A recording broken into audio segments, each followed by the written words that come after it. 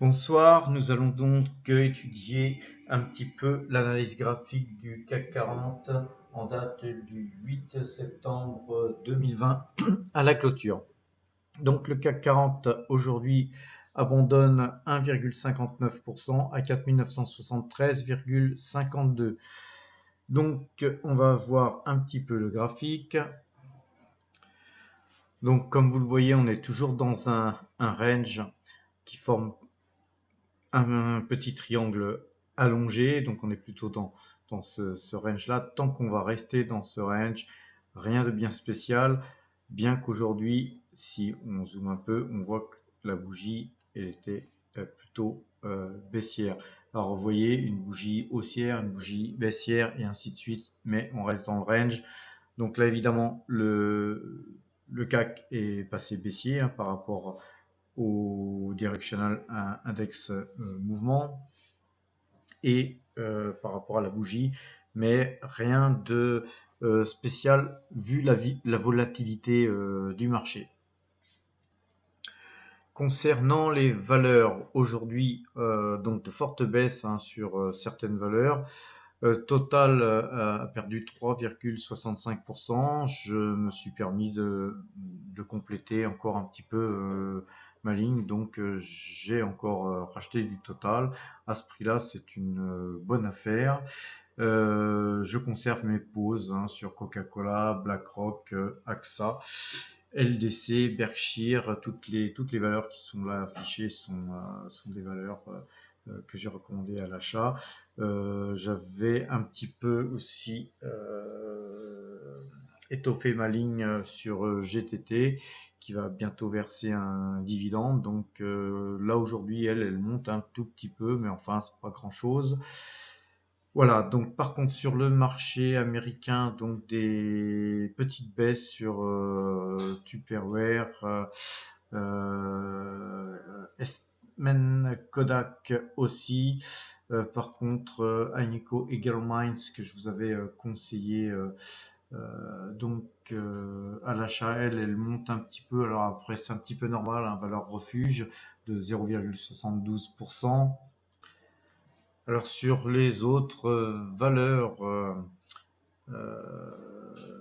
américaines, on s'aperçoit qu'il y a des très forts dégagements sur Tesla, sur Microsoft, sur Apple. Donc Tesla aujourd'hui perdait en gros 20%, si mes souvenirs sont bons. Donc on a oui 19,03%. On a des très forts dégagements sur cette valeur. Et en fait, que s'est-il passé si on essaye d'analyser pourquoi Tesla décroche autant? C'est assez simple en fait. Euh, il y a eu un split sur cette valeur. Normalement, qu'est-ce qui se passe quand une société split? Les, le cours donc redevient à un prix plus abordable pour les actionnaires qui souhaitent l'acheter. Et puis, avec le temps, on observe que petit à petit, si c'est une bonne valeur, bien sûr, souvent ce sont des bonnes valeurs qui split, puisque justement, si elles arrivent à des sommets pas possibles, c'est pas pour rien. Mais une fois que le split a eu lieu, petit à petit, au fil des mois qui passent, la valeur reprend petit à petit de la puissance et souvent, au bout de quelques mois, quelques années, elle revient à son cours, en fait, le plus haut d'avant le split. Alors, qu'est-ce qui s'est passé avant le split sur une valeur comme Apple, Tesla?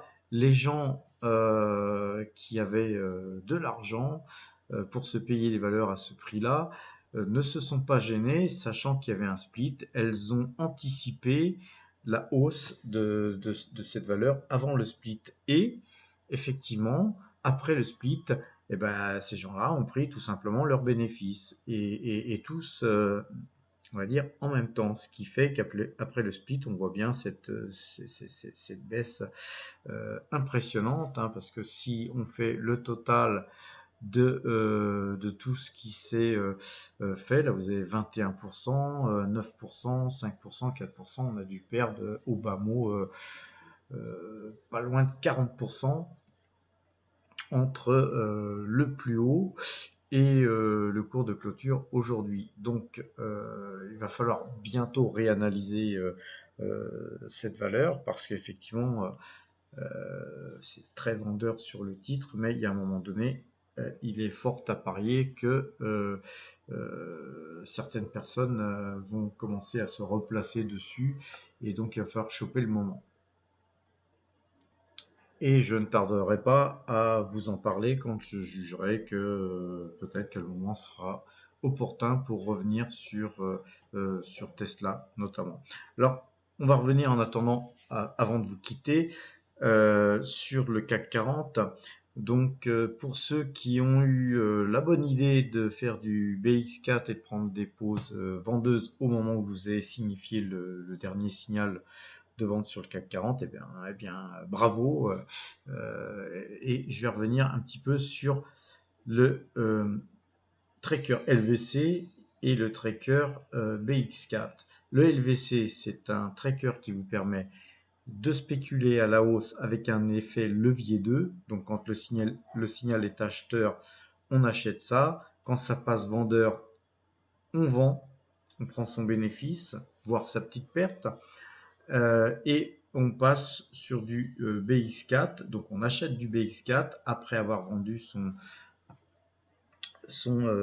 LVC ou simultanément si vous avez deux ordinateurs et vous retrouvez donc vendeur de par l'achat de vos BX4 et ainsi de suite. Donc on observe que quand le CAC 40 là perd 1,59%, le LVC, lui, en a perdu 3, c'est-à-dire 2 fois environ, hein, on n'est pas au millimètre près, on a perdu 2 fois la baisse du CAC 40.